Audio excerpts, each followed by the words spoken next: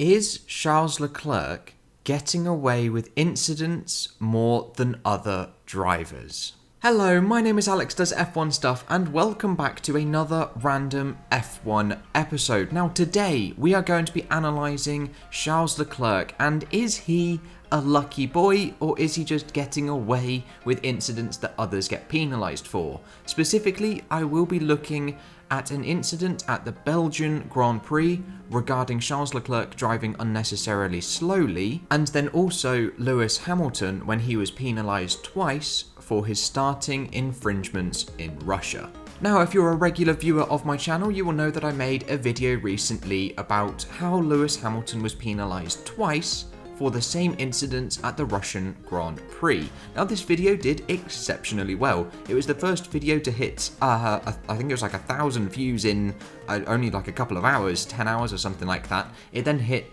just over 2,000 in 24 hours. So absolutely bonkers numbers for my channel. That just never happens before. So thank you very much for that. But anyway, that aside, there was a comment left on it a couple of days ago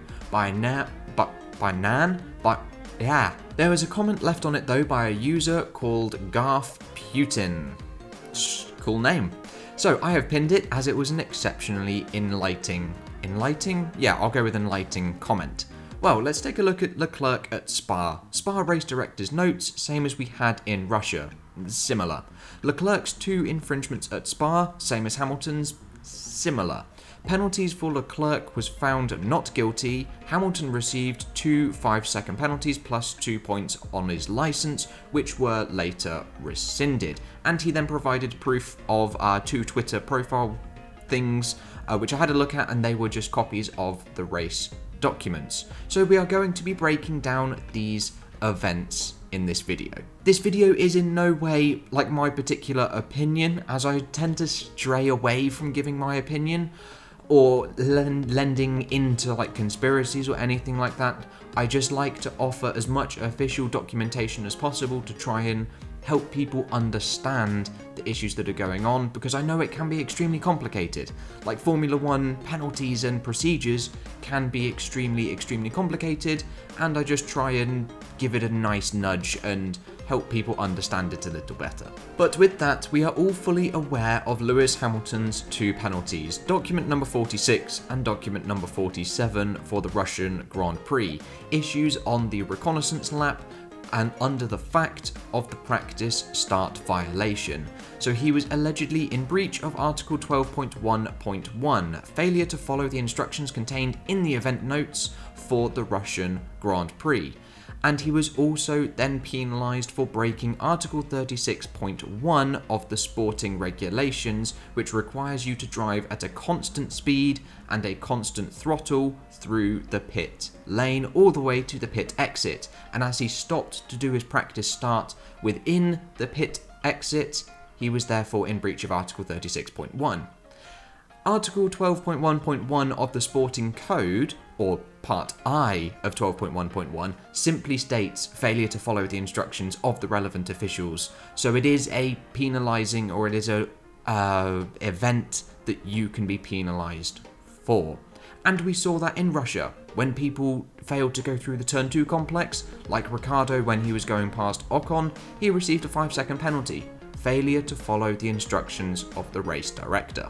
So I'm now just going to pull up one of the events that Charles Leclerc has definitely gotten away with in my books. Now this is about the only opinion-based thing that I will be delivering today. So we're going to roll back to Spain, when his engine cut out and he spun, and then he drove 2 full racing laps without a seatbelt. And it was labelled after the Spanish Grand Prix weekend on the Formula 1 website as on board, as Leclerc mistakenly unbuckles his seatbelt before restarting his engine. Ride on board for a unique couple of laps. It was even promoted on the Formula 1 website as a unique couple of laps for driving without your seatbelt on. At full racing speed, there were no yellow flags for 2 laps. He received no technical flag and no instructions to pit until his team told him to. Yes, he then later retired, so I suppose that's penalty enough. But hark it back to Azerbaijan 2017, Hamilton received a technical flag in which he had to pull into the pits to adjust his headrest. Ultimately, neither driver was physically penalised for this event, but the fact that there was not even a technical flag for Leclerc is a little bit alarming. But then if you say that if Leclerc got penalised for this being a safety feature, then surely Hamilton should have then also been penalised for his safety feature issue. Neither were, so I think it's all much for muchness with that respect. However, today we are not looking at that, we are looking at Belgium and the Belgium Grand Prix in particular. So let's just take a look at the race director's event notes, document number 3 for the Belgium Grand Prix weekend, and article 18 is for the practice starts. During each practice session, practice starts may only be carried out on the right-hand side after leaving the pit lane.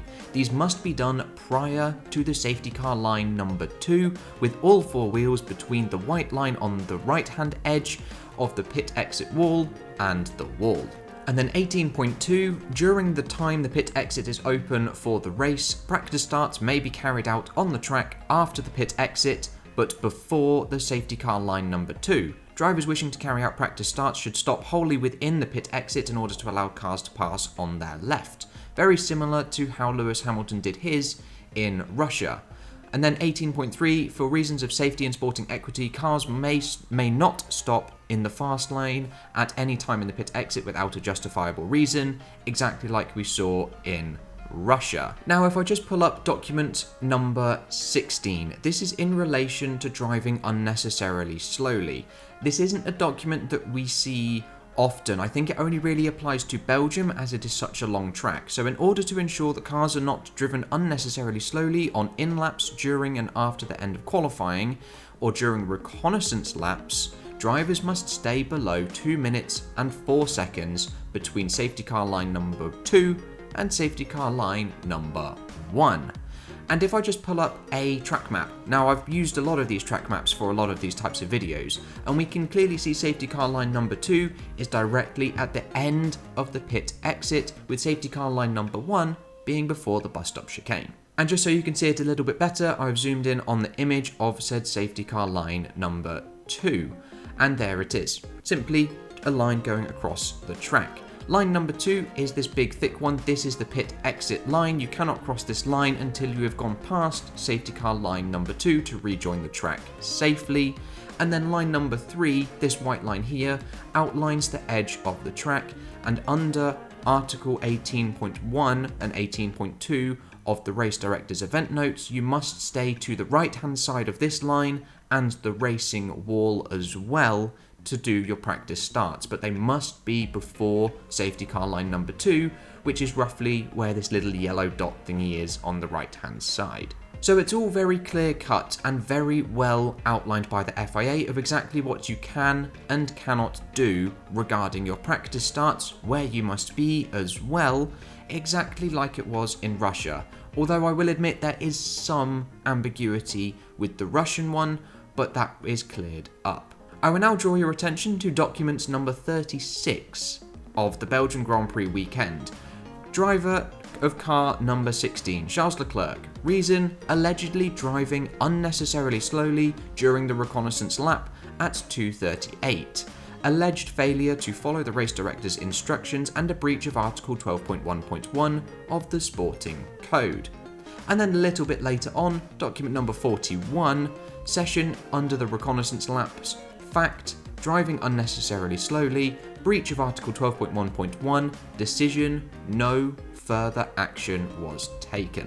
And we see this quite often. We see driving unnecessarily slowly often, but not necessarily on the reconnaissance laps. We normally see it when people are, for example, teams are doing a double stack. I think we saw it with Norris earlier on in the season, and we've definitely seen it with Mercedes before. 2 cars are coming in for a double stack, 1 car goes in first, and then the other car backs up slowly in the fast lane before you hit the pit limiter, so he has enough time to then do his pit stop safely. However, it's driving unnecessarily slowly for all the cars behind. That's usually where we see an unnecessarily slowly. However, if we look at the reason, the stewards heard from car number 16 and the team representative and noted the report from the race director. The race director's notes to the team specified a maximum time of 2 minutes and 4 seconds between the two safety car lines. Car number 16 recorded a time 2 seconds slower of 2 minutes 6.087. However, the team advised that the driver had crossed safety car line number 2, hence triggering the timing for the lap, then stopped approximately for 12 seconds to perform a practice start, and then he completed the reconnaissance lap. This was independently verified by the stewards from the onboard video of car number 16. Accordingly, no breach was determined to have occurred. And this is where the main issue lies, because clearly there was a breach, as he has passed safety car line number 2, which is exactly what document 18 under the race director's events notes for the Belgian Grand Prix states you mustn't do to start your practice laps, which means he is in breach of Article 12.1.1 and therefore able to be penalised. However, there are of course some similarities and some differences between these two events. Similarity number 1, both were in breach of Article 12.1.1 of the Sporting Code, ignoring the race director's instructions. Leclerc was not penalised, Hamilton was. Similarity number 2, both completed at least one practice start in the incorrect location, outside of Article 18.1 and 19.1 of the race director's notes for the Belgian and Russian Grand Prix respectively. Leclerc not penalised, Hamilton was. And that's basically where the similarities between the two instances occur. The other main difference is Hamilton was penalised for not driving at a constant speed or throttle in the pit lane, which was breaking Article 36.1 of the sporting regulations, which is what he received his penalty for. It was not for being out of position, so he was not penalised for being in breach of Article 12.1.1.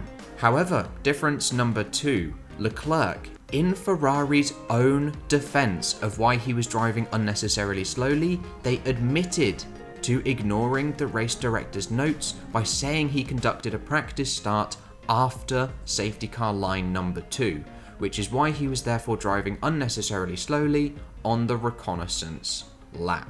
Now this to me just highlights the inconsistencies of the FIA. People are always quick to jump to the particular stewards at the time, especially Mika Salo. He gets a lot of hate and a lot of disrespect and a lot of argy-barginess thrown his way.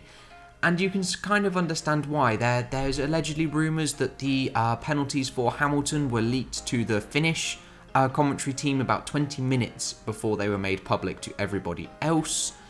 And yeah, there's a lot of greyness around the consistency of the FIA, which is really, really annoying. So overall, I don't think it's directly fair to compare these two instances together as the same thing. They're not identical scenarios. They're similar.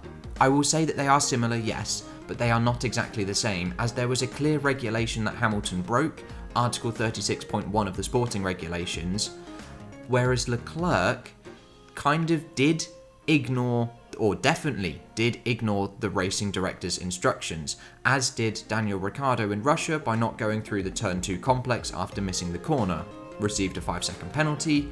This is what should have happened to Leclerc. And with that, I will leave the video, but I will just end on one more particular thing. I only found out recently that Charles Leclerc's manager is Nicholas Todd. Now, you know at the start of this video I mentioned I'm not one for crazy conspiracy theories, but Nicholas Todd is the son of Jean Todt, the president of the FIA, ex-Ferrari manager, along with the new CEO of Formula 1, Stefano Domenicali. There is also ex-Ferrari man at the head of marketing, Ross Brawn, and Charles Leclerc is the up-and-coming Ferrari prodigy. Now I will just let that one sit in your ears for a little bit, as I personally don't believe that, as I'm not one for a mafia-style conspiracy run, all sorts of yibba yabba jabba jabba. I'm not all for that. It's just interesting little connections. but I do feel that there definitely is an inconsistency, and I feel that Charles Leclerc has gotten away with things that he needn't have gotten away with, that he should have been penalised for. But anyway, with that is the end of my little sit-down chit-chat video about Charles Leclerc. Thank you guys so much for watching, and I will catch you in the next video with whatever and whenever I decide to make it. I'll see you guys then.